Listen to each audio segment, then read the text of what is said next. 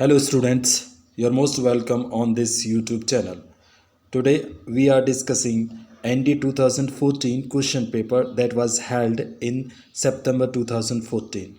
This question paper is of 200 marks for general aptitude test, in that case of English, and I have already discussed 1 to 30 questions of this question paper for the portion of English, and that is for antonyms, synonyms, and spotting errors. From 31 to 50, we will discuss today. So let's have the questions over here.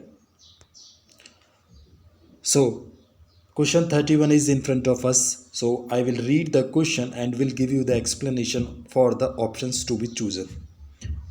You have not had your lunch yet.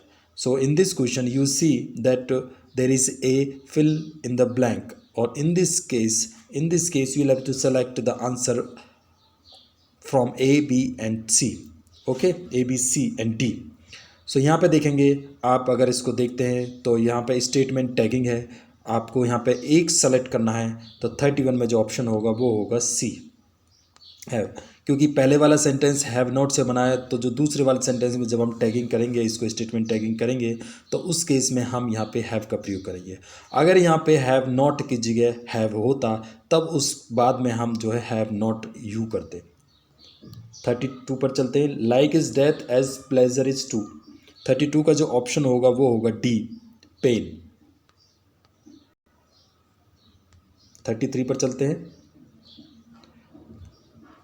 33 में क्या कह रहा है? The French. देखिए, the French जो होता है ये एक, यहाँ पे जो है फ्रेंच लोगों के बारे में बात की गई है। तो अगर आप इसको देखेंगे तो फ्रेंच यहाँ पे जो प्लूरल है ये एक तरीके से, तो 33 का जो होगा सी विल बी द ऑप्शन है। द फ्रेंच आर, जिस प्रकार हम बोलते हैं द अमेरिकन आर, ठीक है, द ब्रिटिश आर। ओके, 34 पर चलते हैं। Please and thank you are the little courtesies by which we keep the. अब देखिए कीप द के बाद में क्या आएगा, यहाँ पे देखते हैं, फिल इन द ब्लैंक है। तो 34 में जो ऑप्शन होगा वो कीप द मशीन। 34 का आंसर है B. Moving to 35, many of the advances of civilization. तो 35 में जो ऑप्शन होगा वो होगा B will be the option है। Civilization have been conceived by young people just on the threshold of adulthood. तो 35 में ऑप्शन है B. Moving to 36, the more action and thought are allied and. तो 36 में जो ऑप्शन होगा वो होगा integrated. C will be the option है।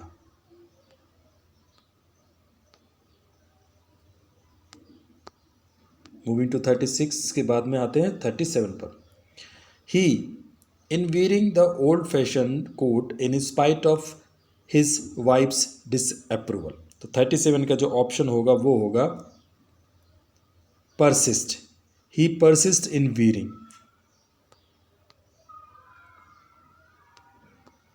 Moving to 38, it is not what you say that but what you do.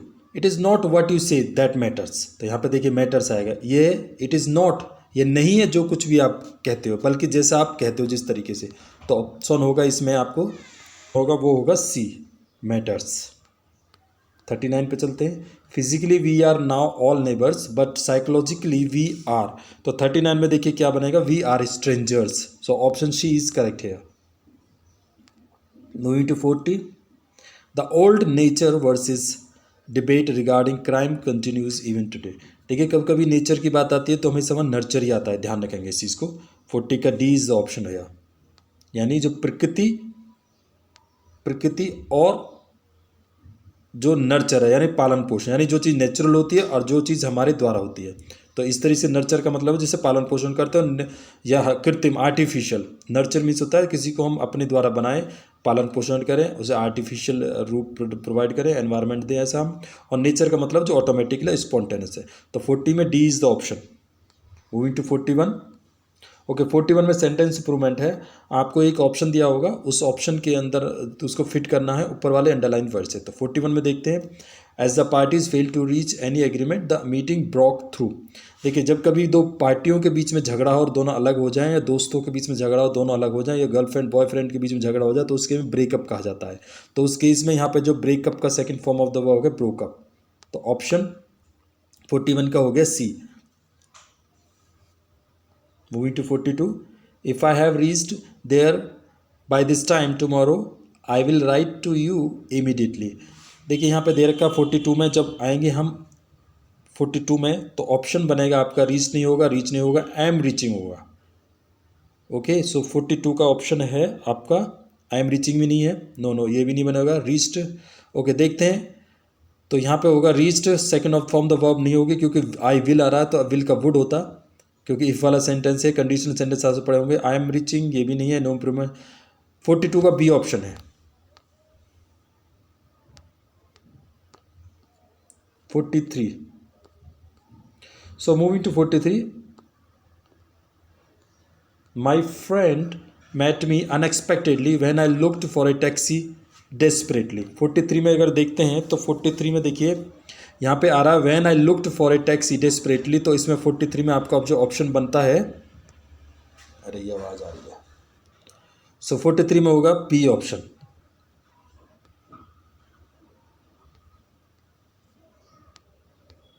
Moving to 44, her learning makes up towards her want of beauty.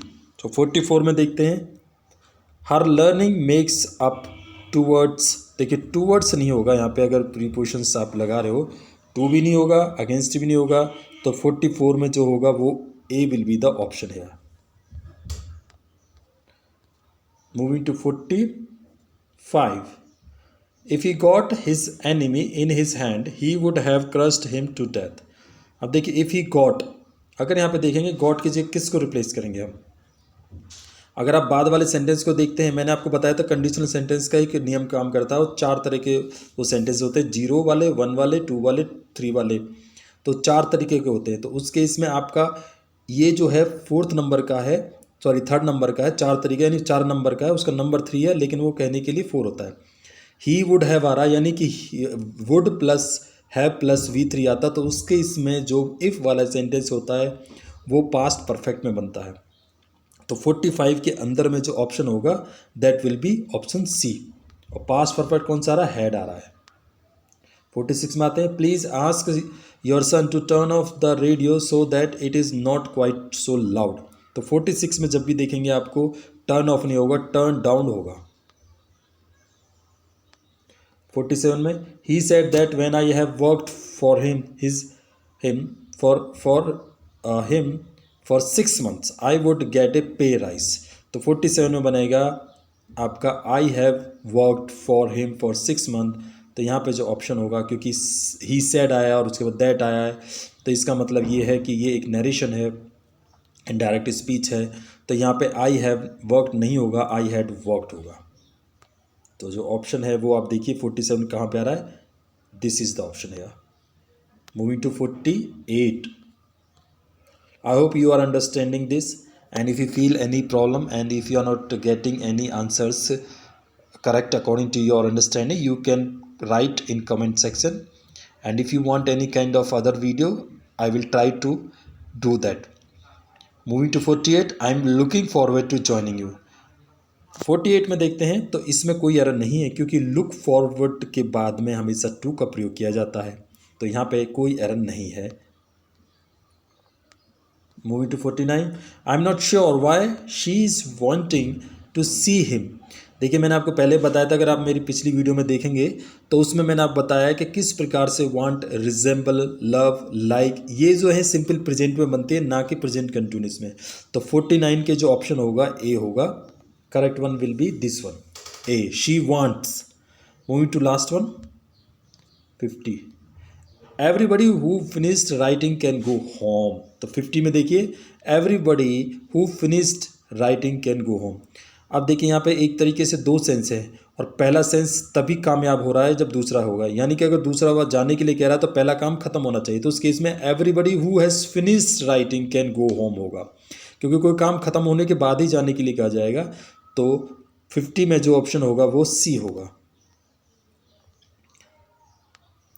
So I hope you have understood this video very well and all the questions are good as per your understanding. If you have any question you can ask me. Video को share करें, channel पर नए हैं तो इसे subscribe करें।